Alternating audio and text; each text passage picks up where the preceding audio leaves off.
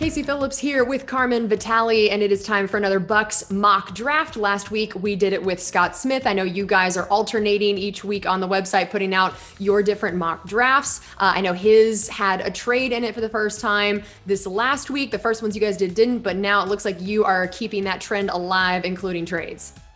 Yep. We decided, ease ourselves in for the first week and just kind of go straight forward, but it's not realistic really if there aren't trades, because there's always trades. So now we're taking a crack at it, and I think I've got a couple surprises up my sleeve this week. It looks like you do, but I know both of you guys seem to believe that there's going to be a heck of a quarterback run. Yeah. I don't know how fast the top 5 went for Scott, but mine went in the first 12 picks. So quarterbacks rise. We know that kind of happens. I don't know that they rise this much, but hey, like I said, these are mock drafts. These are meant to be fun.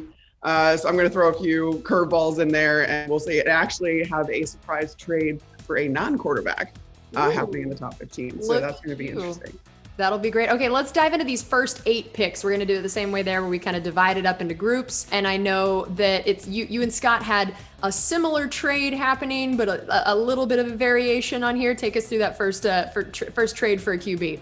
Yeah, so the first trade comes at number 4, where Atlanta trades out and prioritizes some more picks over getting their next quarterback. Where Scott had the Panthers making this trade, I actually had the Eagles making this trade, moving up 2 spots to make sure that they get Justin Fields now that they don't have Carson Wentz, and they're trying to figure out Jalen Hurts. Is he the starter? So they're going to go after someone, and they want Fields. So instead of the Panthers, I have the Eagles making that trade. And that wasn't the only thing either that Scott and I agreed on in these first 8. We have draft crushes on Jamar Chase, the wide receiver. We think that, he's going to be, and from everything I've heard, all draft analysts are starting to say, this kid is the real deal, and he's quite possibly the best receiver in this draft. So he makes it, worth these guys' while to get all the way up there. Yeah, I love that you guys are both like Heisman, Schmeisman. We know who's really going to get taken first. Yep. I also thought it was interesting, your trade that you had the 49ers, what they were doing here and what it resulted in with their trade. I thought that was an interesting move you had. Well, this was the surprise trade. So I think the 49ers give a couple of teams a heart attack when they trade up into this spot, but it's because they need a cornerback really badly as well. And they're trying to jump ahead of some cornerback needy teams, which you'll see in the next set. But I think Caleb Farley is kind of one that is the consensus top corner in this draft. You're going to see a few corners kind of trickle on down in the board this round. But I think that they think he's enough of a front runner that they want to make sure that he's the one that they grab.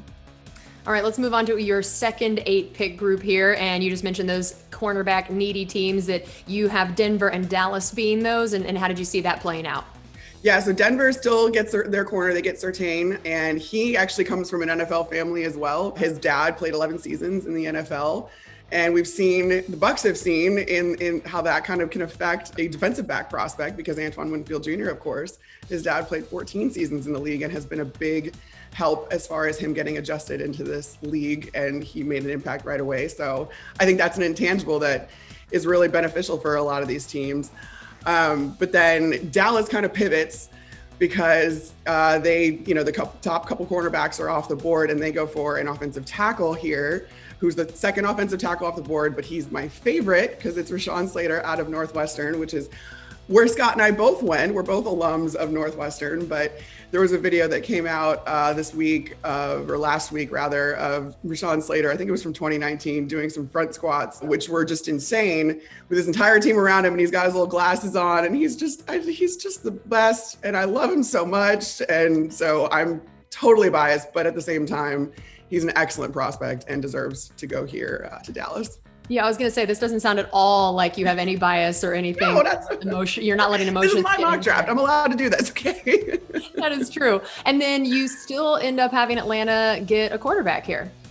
Right. And so then Atlanta actually trades back twice, and they kind of stockpile some picks, and yet Mac Jones is still sitting there for them at number 12. So they grab him, and that means that's the 5th quarterback off the board in these top 12 picks, which is a little insane. But I think that if he's sitting there and Atlanta has already traded back this much, they take that as a sign to get the heir apparent to Matt Ryan and maybe let him develop a little bit behind him.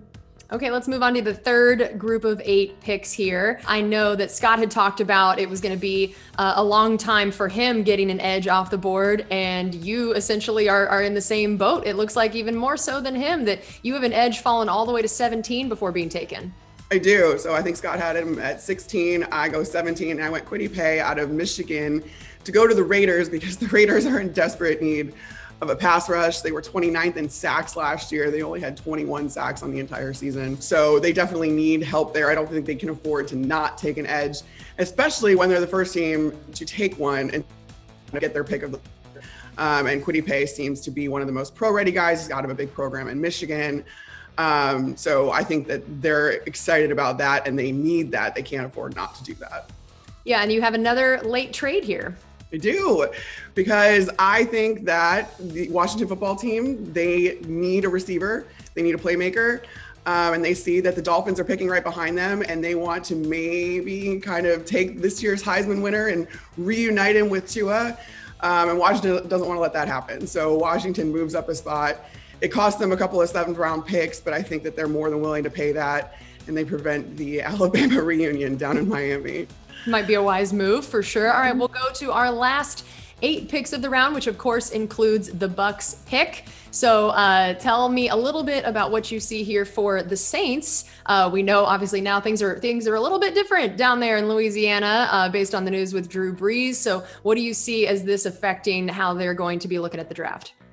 Yeah, that's going to be interesting. Obviously, Drew Brees retiring, I don't think this was a surprise to anyone. So I think that they've been kind of figuring out what they're going to do at the position. They've got a couple options. They obviously just extended Taysom Hill in a very interesting extension. But they're so far down the board that it would cost them a lot to move up to get one of these quarterbacks. And they don't really have the space in their cap. They don't have cap space. They don't have it. So it's going to be very interesting what they do at that position. But right now, I see them they need a corner help as well. Not only do they need quarterback help, they need cornerback help. And I actually have them taking another Northwestern player because, again, this is my draft. I can put 2 Northwestern players in the top, the first round.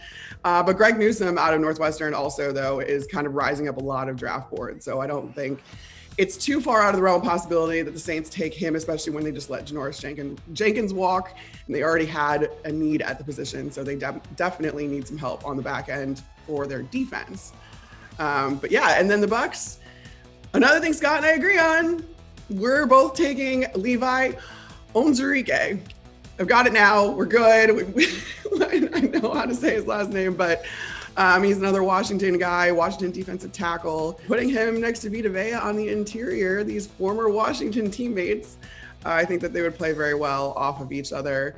Levi's a little bit undersized, especially for this Todd Bowles defense. He usually likes bigger, kind of taller, just huge men on the interior, but not that Levi is really lacking there either. He's extremely athletic, and I think that they would pair well on the interior there and fortify that line. Whether or not the Bucs are able to keep Sue, I think that you kind of still look towards that as an option, just because you want that rotation to look really solid and to not really miss a step when you're kind of subbing guys in and out.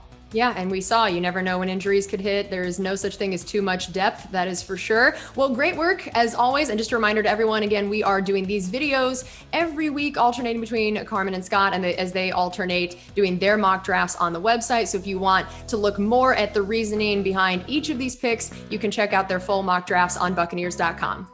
Absolutely. Thanks, guys.